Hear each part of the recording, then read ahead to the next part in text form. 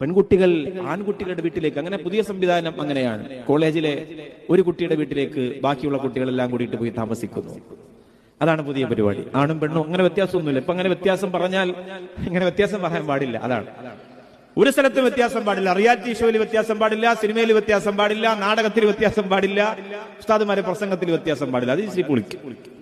നിങ്ങൾ റീൽസ് ഇറക്കിയിട്ടും ട്രോളിയിട്ടും തലകുത്തി പറഞ്ഞാലും ഈ ഹദീസും ആയത്തും മാറ്റാൻ പറ്റില്ല. മൊയിലാക്കന്മാർക്ക് ചിലപ്പം മാറാം, പുതിയ പ്രഭാഷകർ വരാം, പ്രബോധകർ വരാം, പുതിയ സനത് വാങ്ങാം, പുതിയ ശൈലിയിൽ പ്രതികരിക്കാം. പക്ഷെ ഹദീസും ആയത്തും മാറ്റാൻ പറ്റൂല, അത്രേ ഉള്ളൂ. അപ്പോൾ അതുകൊണ്ട് ആൺകുട്ടികളുടെ വീട്ടിലേക്ക് ആണും പെണ്ണുമായ നിങ്ങളുടെ പ്രിയപ്പെട്ട മക്കളുടെ കൂട്ടുകാരികൾ വരുമ്പോ ഉമ്മാക്ക് ചോദിക്കാൻ പാടില്ല, മോളെ ഇത് മോശമല്ലേ? ആ സമയത്ത് കൂടെ വന്ന കുട്ടികളെല്ലാം ഉമ്മയെ കളിയാക്കും. ഉപ്പ പറയും മോളെ ഇതൊന്നും ശരിയല്ല എന്ന് പറയുമ്പോ മക്കളെല്ലാവരും കൂടി പറയും, എന്താണ് വല്ലാത്ത തന്തനടാ നിന്റെ, വെറും തന്തവീപെന്ന് പറയണ വെറുതെ അല്ല. നമുക്ക് ആ കിളവൻ ഈ വയസ്സാം കാലത്ത് ഞങ്ങൾ അങ്ങനെ സംശയിക്കേണ്ട കാര്യമുണ്ടോ? അങ്ങനെ പറയുമെന്ന് കരുതി ഒന്നും മിണ്ടാതെ ഇരുട്ടത്തൊറ്റപ്പെട്ടതുപോലെ ഉപ്പ സിറ്റ് ഔട്ടിൽ അങ്ങനെ ഇരിക്കുമ്പോ അകത്തിങ്ങനെ ഹറാമിയത്തിന്റെ പൂരം കത്തിത്തെളിയും.